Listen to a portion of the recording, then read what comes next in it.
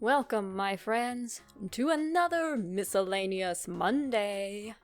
Hope you're ready for a few giggles, folks, because I've got another funny story for you. Here goes Bedtime Pranks. As loud as some of the people in my family can be, some of us can be very quiet when we want to be. This, coupled with a fierce prankster streak, was never a good thing for my granny. Although, to be fair, you would think that my doing the same thing from the age of 2 to 23 would have made her a bit more self-aware. But no. You see, Granny liked to sit in her bed and read most nights, usually leaving me to my own devices or watching cartoons with my papa that last half hour before sleep. And Granny's bed was raised up on a platform that didn't quite fill the whole base, leaving the bottom 6 inches or so hanging out like a cantilever barn. Meaning, a small child, or just a very stealthy young lady, could sneak down the hallway, slip into the bedroom, and crawl around the base of the bed until I was right next to her, before popping up and scaring the daylights out of her.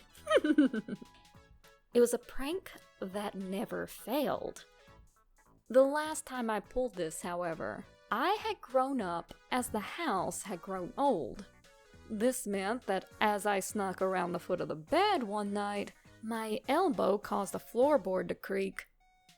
I heard the bed squeak as Granny sat up, obviously having heard the noise. I just knew she was gonna get up and my whole attempt at pranking her for once would be foiled. Still, holding on to the slightest hope that she might mistake the sound for something outside or Papa walking around in the hallway, I remained still. I lay there, breathing as softly as I could, waiting. And as I waited, I could hear Granny not moving. This went on for several minutes. The problem with me is that when I get still, I'm out like a light. Well, that day, I was particularly tired, so even lying there on my belly for a few minutes was enough for me to start drifting off.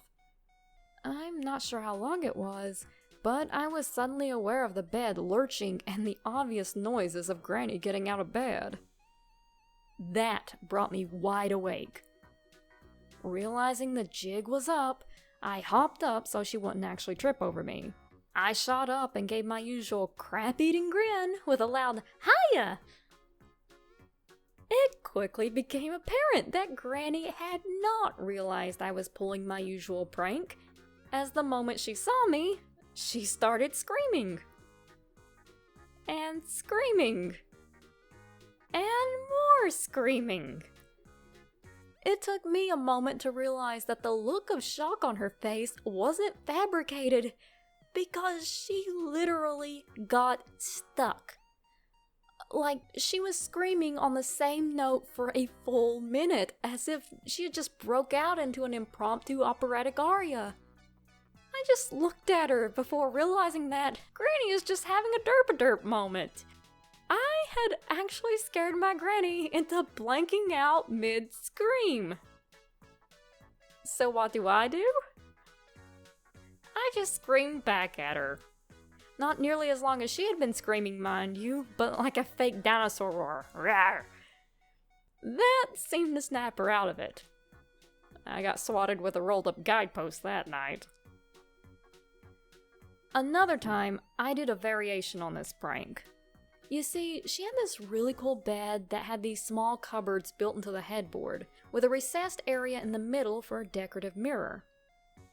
Well, when I was about 15 years old, I decided I was going to shove myself into this tiny space. And I fit too. I made sure not to disturb the bedding too much, even pulling up the pillows and comforter to where it looked mostly untouched. Of course, Granny suspected nothing. She got in the bed and snuggled down, Meanwhile, I'm just scrunched up in there, biding my time. I listen for the telltale flip of paper until she's about 10 pages in. Then, as if I was a zombie rising from the grave, I slowly stretched up my arm through the space between the headboard and the pillow, and then capped my hand down on her shoulder. Up went a squalling granny, and across the room went her poor book. Oh, and don't feel too sorry for Granny. She was quite the prankster, too. She got me back for that headboard stunt at Christmas, when she gave me a gag gift of a Barney plushie. That big purple dinosaur creeped me the heck out ever since I was a toddler, so Granny got her revenge when I slung the thing into the air with a squall of my own. She then proceeded to chase me around her house with it in front of both my parents and Papa, all while cackling maniacally. Y'all can tell I love my demented Granny, can't you? Well, I hope you all enjoyed tonight's story. If you did, be sure to like, share, and subscribe. Hit the notification bell and check out the Patreon. Also, who do you think pulled the better prank? Comment which team you're on in the comments below. Good night, and see you all real soon.